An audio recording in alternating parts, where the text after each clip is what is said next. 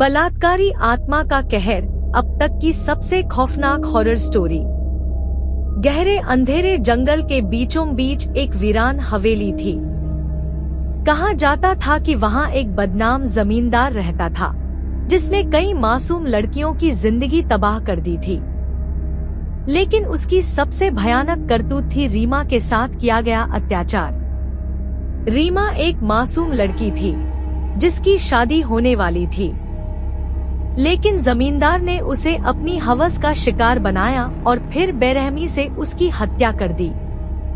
मरने से पहले रीमा ने कसम खाई, मैं अपनी मौत का बदला लेकर रहूंगी। रीमा की आत्मा भटकने लगी। हवेली में अजीब घटनाएं होने लगी। रात के समय वहाँ से चीखें सुनाई देती, दरवाजे खुद ब खुद खुल जाते और जो भी हवेली में जाता कभी लौटकर नहीं आता। फिर एक रात जमींदार अपने कमरे में था, तभी अचानक कमरे की दीवारों से खून टपकने लगा। आईने में उसे रीमा की झुलसी हुई, खून से लथपथ आत्मा दिखाई दी। उसकी आंखों में गहरी नफरत थी। जमींदार डर के मारे भागा, लेकिन हवेली के दरवाजे खुद ब खुद बंद हो गए। तभी एक कड़कती हुई आवाज आई, तूने मेरी जिंदगी बर्बाद की, अब मैं तेरा अंत करूंगी। जमींदार की चीखों से पूरा गांव गूंज उठा।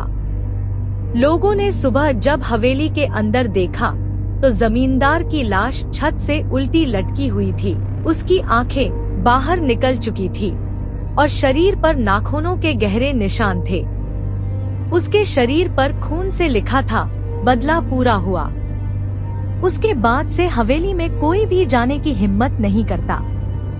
कहते हैं, जो भी उस हवेली के पास से गुजरता है, उसे रीमा की डरावनी परछाई दिखाई देती है।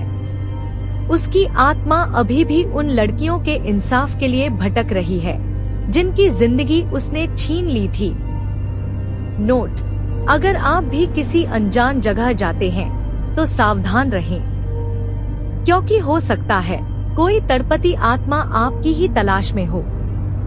अगर ये स्टोरी पसंद आई तो लाइक, शेयर और सब्सक्राइब जरूर करें। अगली बार और भी ज्यादा डरावनी कहानी के लिए तैयार रहें।